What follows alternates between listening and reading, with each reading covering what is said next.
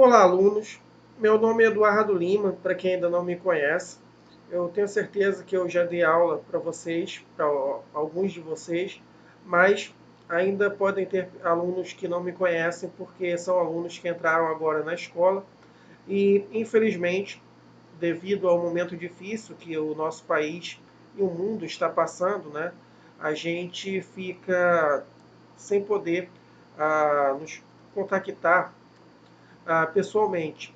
Mas eu resolvi gravar essas videoaulas para ser um modo da gente poder interagir, uma forma melhor de explicar os textos que eu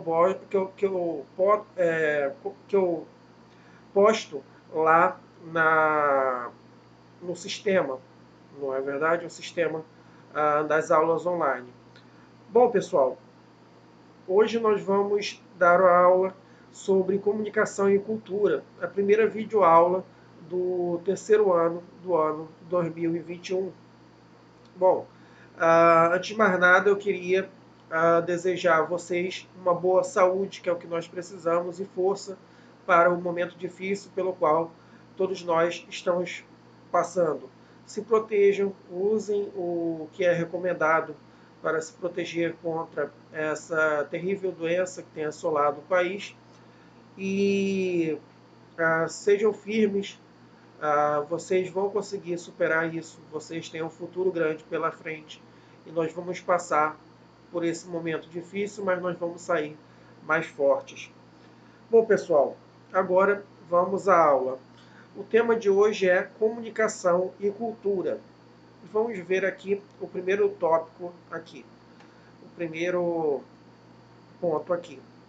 Se você faz uso da internet ou de jogos eletrônicos, saiba que você integra uma nova tendência cultural, a cultura virtual do real, assim denominada pelo sociólogo Manuel Castells. A realidade virtual é a simulação de um mundo artificial com base na relação ser humano-máquina, cuja meta é envolver todos os sentidos do usuário.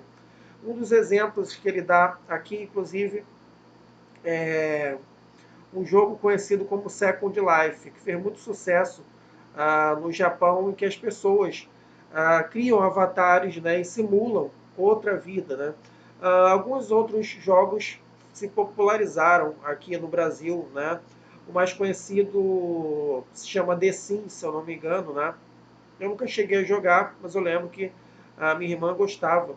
Minha irmã e minha sobrinha gostavam desse jogo, The Sims, que simulava ali uma família, a vida em sociedade dentro desse jogo.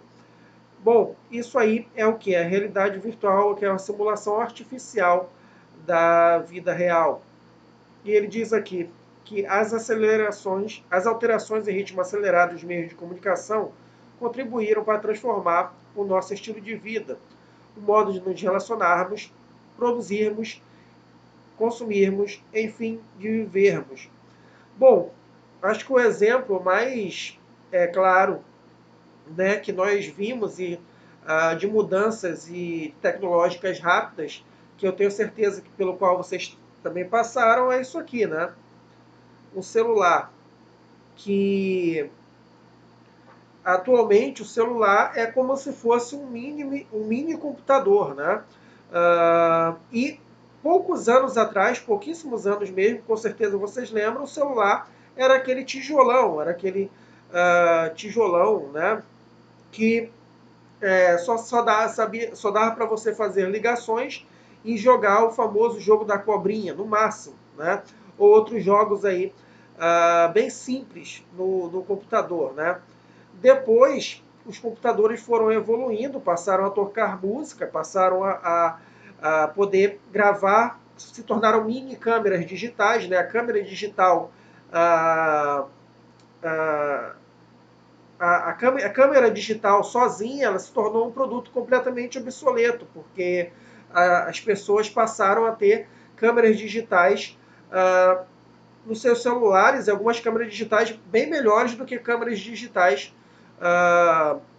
que nós comprávamos antigamente aí de forma bastante a gente, do que câmera, vocês entenderam, né? Câmeras somente para tirar foto, não é? E com isso, há também as novas tendências das redes sociais, né? A gente se relaciona com a rede social, a gente sente afeto, amizade, namoros, muitas coisas virtualmente. E isso é uma mudança na nossa forma de nos relacionarmos também em sociedade, uma forma virtual de nos relacionarmos. Isso acontece atualmente. Mas a revolução tecnológica é uma coisa bem mais antiga. Olha quando começou de fato, né? É claro que a tecnologia, ao longo da história, ela foi aumentando, mas a revolução tecnológica, a gente chama de revolução tecnológica porque a tecnologia passou a se modificar de um modo e avançar de um modo muito mais rápido. Vamos vendo aqui. Essas mudanças resultaram em uma grande revolução tecnológica que ocorreu na metade do século XX, segundo alguns historiadores e sociólogos. Originada nos Estados Unidos e centrada na informação. Essa revolução decorreu de inovações na microeletrônica, como o circuito integrado, o microprocessador e o microcomputador. Ou seja, está falando aqui no século XX, né? E no século XXI que nós estamos, mas a partir do século XX que eles começaram a ter computadores pessoais, né? Computadores que você poderia ter em casa. E isso modificou muito o modo como nós nos relacionamos uns com os outros. Os sistemas de comunicação modificaram alguns dos nossos hábitos cotidianos. Atualmente é possível usar a telefonia celular a partir de lugares remotos para estabelecer contatos com amigos, parentes e até comprar e vender produtos. Ou seja, acredito que quase todos os alunos possuem celular, né?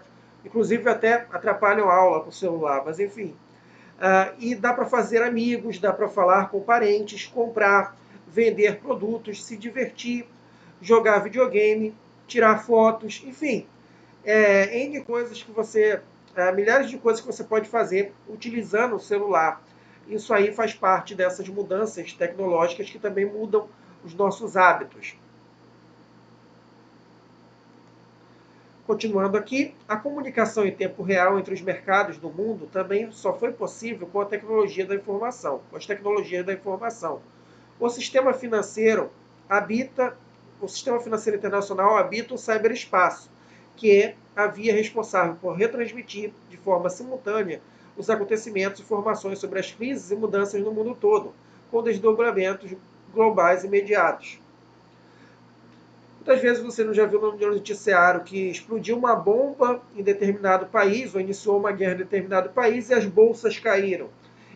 É sobre isso que ele está falando, sobre o sistema financeiro internacional, que ele habita o ciberespaço. Para vocês terem uma ideia, no sistema financeiro, há mais dinheiro digital, ou seja, dinheiro contado nesse sistema financeiro, são apenas números nesse sistema financeiro, números virtuais no sistema financeiro, do que dinheiro vivo, né? Dinheiro impresso. Há mais dinheiro virtual circulando do que dinheiro impresso. E esse sistema financeiro, em muitos casos, provoca o que a gente chama de bolhas econômicas, que é apenas especulação desse sistema financeiro que provoca as diversas crises que nós vemos ao redor do mundo de tempos em tempos, crises sistêmicas no capitalismo. Bom, gente, como eu falei, esse sistema está integrado, ele integra os mercados mundiais, entendeu?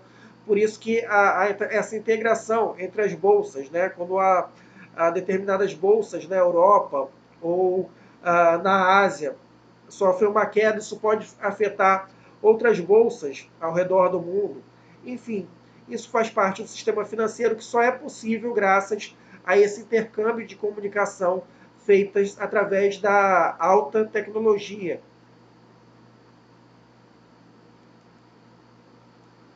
Outra coisa que nós vemos no nosso dia a dia, olha, retirar e depositar dinheiro, pagar contas, verificar saldos, todas essas atividades, a partir dos anos 1990, passaram a ser realizadas diretamente entre cliente e máquina.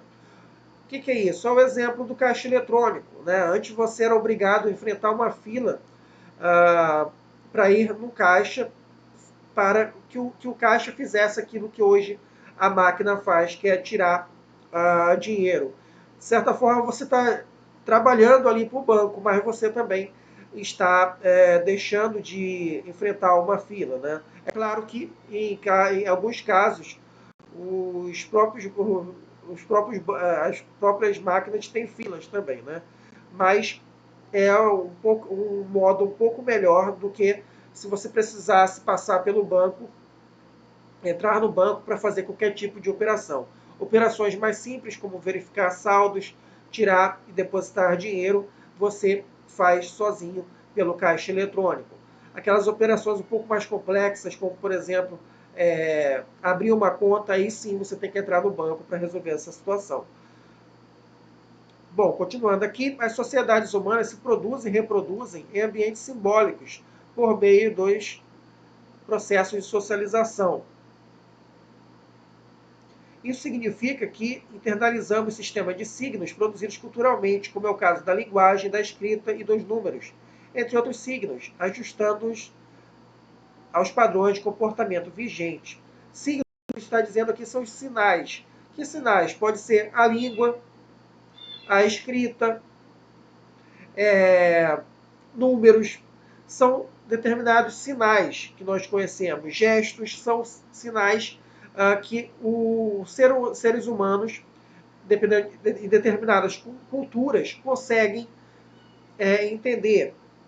E aqui ele diz que as pessoas vão se ajustando ao comportamento vigente. É um exemplo simples. Por que nós falamos português? Por quê? Porque nós nascemos no Brasil, e no Brasil todo mundo fala português, porque nós tivemos uma colonização portuguesa. Então, como nós nascemos, as pessoas falavam português, nossos pais falavam português, falaram português com a gente, e nós aprendemos essa língua. Aprendemos a falar essa língua. Mais tarde, na escola, nós aprendemos a escrever. Enfim, isso aí são os signos da nossa sociedade, são os sistemas de sinais que a gente conhece. Números, letras, a linguagem são os sinais. Né? Isso também é cultura, isso faz parte da cultura. Outra coisa que faz parte da cultura, as conversas cotidianas ou os assuntos sobre os quais falamos, o modo de nos relacionarmos com fatos como nascimento, crescimento e morte, são culturais. Ou seja, aqui nós estamos falando de um aspecto mais amplo de cultura. Nós estamos falando cultura simplesmente, geralmente, como se pensa em cultura, a gente pensa a chamada alta cultura. A cultura é apenas cinema, é apenas artes, teatro. Quando, na verdade, cultura é aquilo que nós fazemos, aquilo que o ser humano produz e reproduz de signos da nossa sociedade. Olha, a maneira de prepararmos as refeições e lidarmos com alimentos, o modo como trabalhamos, nos vestimos, nos divertimos, os filmes a que assistimos, enfim, o relacionamento com aquilo que nos rodeia, tudo o que pode ser aprendido e ensinado faz parte da cultura. Olha como é que a cultura é uma coisa muito mais abrangente. Tudo que pode ser aprendido e ensinado faz parte da cultura. E é preciso lembrar que o ser humano é o único animal capaz de produzir uma cultura, né? De aprender e ensinar coisas. Por exemplo, vamos comparar com animais. Por exemplo, o João de Barro, ele constrói a casa dele, mas não é porque ele viu o pai dele construindo ou o pai dele ensinou ele a construir. Ele constrói aquilo porque é da espécie, é um instinto da espécie que ele construa a casa dele daquela maneira. E esse pássaro consegue fazer isso. Mas então os pássaros não, isso não é o mesmo que o cultura. Cultura é quando você pode ensinar alguma coisa. Por exemplo, eu não sei como fazer uma casa, mas eu posso aprender se alguém me ensinar. Então isso é também cultura. A construção também é uma cultura. Enfim, você deve aprender tudo isso. Nas próximas aulas também nós vamos falar um pouco mais também sobre a questão cultural. Bom, pessoal, terminando por aqui, espero que vocês tenham entendido a aula. E mais uma vez desejo saúde a todos. Obrigado e até a próxima.